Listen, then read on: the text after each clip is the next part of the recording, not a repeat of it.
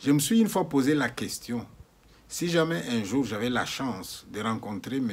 Paul Kagame, qu'est-ce que je lui dirais? Je lui dirais ceci. M. Paul Kagame, la première fois que le Rwanda s'est mêlé de la vie des Congolais derrière l'AFDL, j'étais quelque part en compagnie des Rwandais. J'ai vu ces Rwandais-là applaudir.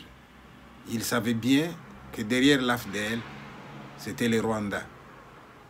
Mais pendant qu'ils applaudissaient, j'ai vu un Rwandais qui avait l'air triste. Lui, il était un peu à l'écart.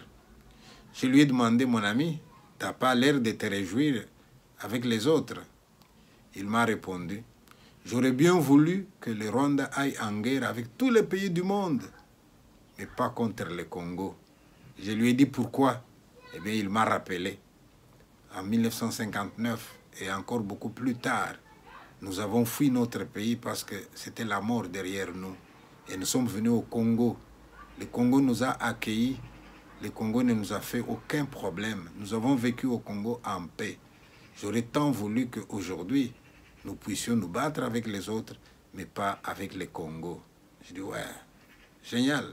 Mais en même temps, quand on pose la question, vous, M. Paul Kagame, vous avez toujours dit, mais non, le Rwanda n'y est pour rien, c'est un problème entre Congolais. J'avais bien envie de vous croire, jusqu'au moment où un jour, j'ai vu deux armées s'affronter à Kisangani, c'était les Rwandais contre l'Ouganda.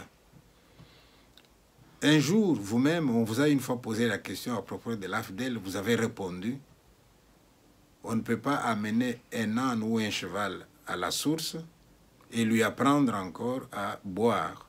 C'était tout dire. Mais laissez-moi vous dire, M. Paul Kagame, que ce qui s'est passé au Rwanda, il y a ce que nous pouvons appeler les symptômes, mais il y a ce qu'on appelle les causes profondes.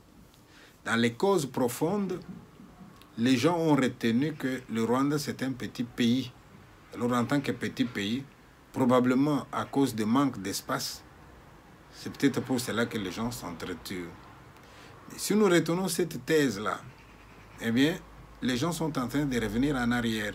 M. Boris de l'Angleterre a décidé de chercher un pays où il allait déverser les demandeurs d'asile que l'Angleterre n'accepte pas. Et M. Paul Kagame, vous avez levé le doigt. Ils avaient signé un marché de 140 millions de dollars pour recevoir tous ces gens-là.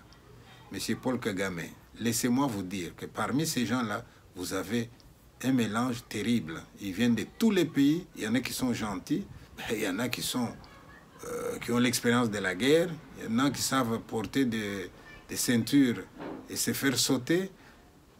Moi, ça me dérange. Je me pose la question, mais les Rwandais qui prétendent ne pas avoir de l'espace, vous avez de l'espace pour accueillir les candidats réfugiés que l'Angleterre n'accepte pas. Kuri twebwe gengera Imana rwose intambara zaza kuko zishize bansezerera nyine nataha.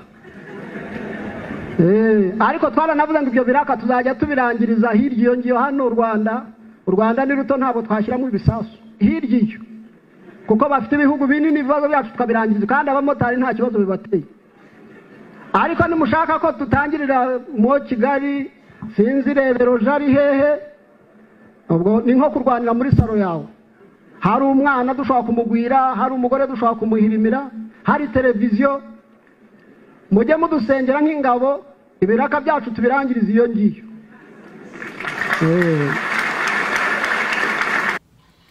Excellence, Monsieur Paul Kagame, regardez bien ce qui se passe en Ukraine. L'Ukraine demande d'adhérer à l'OTAN. On fait attendre l'Ukraine et on pose tout un tas de conditions. Parmi ces conditions-là, il y a par exemple le fait qu'on n'accepte pas dans l'OTAN un pays qui est en guerre. On n'accepte pas dans l'OTAN un pays qui a des problèmes à ses frontières. Mais là, les mêmes qui décident ça, qui posent ces conditions-là pour la stabilité de l'OTAN, les mêmes ne se posent pas la question de savoir si à vos frontières il y a des problèmes, si avec vos voisins vous avez la paix, et on va vous envoyer comme ça des gens qui viennent du monde entier.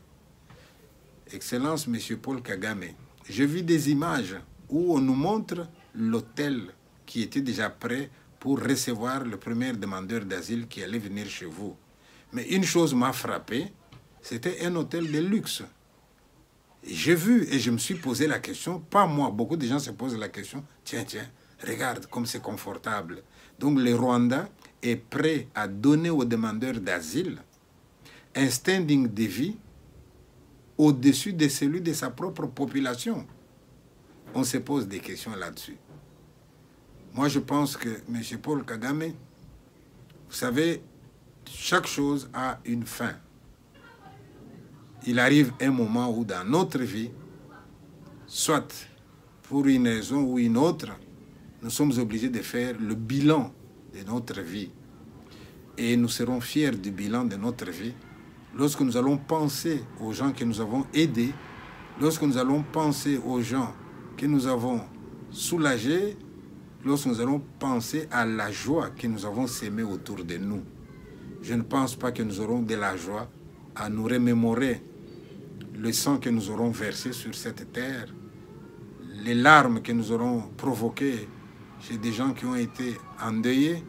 Tout cela ne va pas nous faire plaisir. Alors, je vous donne un conseil, M. Paul Kagame. Renoncez à votre projet de recevoir les candidats réfugiés au Rwanda. Faites en sorte que, à nos frontières avec le Congo, on soit bien. De grâce, permettez que les Rwandais, avec qui nous sommes en bons termes, parce que nous étions habitués à vivre avec eux, ils étaient dans les mines de Kolwezi, dans les mines de Kipushi, à la Jekamine, on était avec eux. On a vécu de manière fraternelle, de grâce, adopter une attitude qui puisse favoriser ces bons souvenirs. Je pense que les morts rwandais ne sont pas morts pour 140 millions de dollars que vous pourriez recevoir de l'Angleterre. Voilà. Je vous remercie, M. Paul Kagame.